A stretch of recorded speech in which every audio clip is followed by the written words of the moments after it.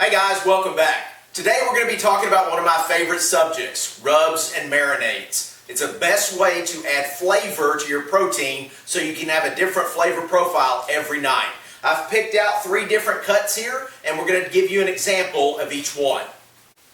Okay, what we've got here is a boneless, skinless chicken breast, a beef ribeye steak, and a bone-in pork chop. Now each one of these is going to require a different flavor profile, so we'll talk a little bit more about that as we go along. But for the chicken breast, we're going to use a traditional dry rub. For the steak, I've got a nice dry paste that we're going to come up with. And for the bone-in pork chop, a marinade that we've made up. Let's get into it.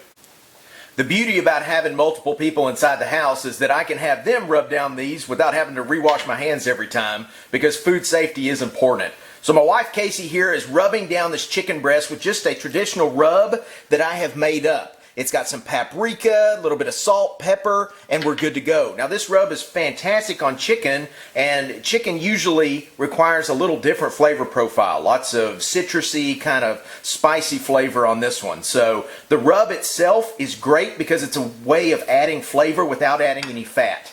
Now remember, the longer you leave a rub on, the stronger the flavor profile is going to be. So it's always important to make sure that we don't leave it on 3 or 4 hours ahead of time.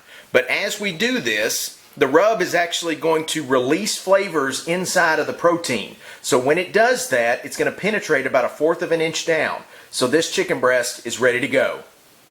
Up next is our ribeye steak. Hunter's here to help me with this one because it's one of his favorites. What we are going to be making is a paste out of this. I'm going to be adding some olive oil. If you're going to use olive oil on the grill, make sure it's the pure. The virgin, extra virgin has a tendency to be bitter when it's heated up. So I'm going to add this on here, which is going to help us flash sear the sides. Hunter's going to take our dry rub and add it to it. Like we talked about before, he's going to sprinkle it on there and then just rub it into the meat. This dry rub is a McCormick Montreal. It's one of my favorites. Super simple, super easy. So now that Hunter's getting nice and dirty, we're going to add it on. The last one we're going to do is our bone-in pork chop. Now pork chops are very tender, as you know, so we are going to be using a marinade, but only for 30 minutes to 2 hours. The reason is we're not really trying to get any tenderization out of this. If we wanted tenderization, we would need to do it for 2 up to 14 or 15 hours. Nothing over 24, because that acid will start breaking down the muscle tissue. What I have today is a nice raspberry chipotle glaze sort of marinade. It's great for pork. That raspberry flavor really brings out the pork. So I'm going to have Maddie open this up. I'm going to take and set my pork chop down inside of her.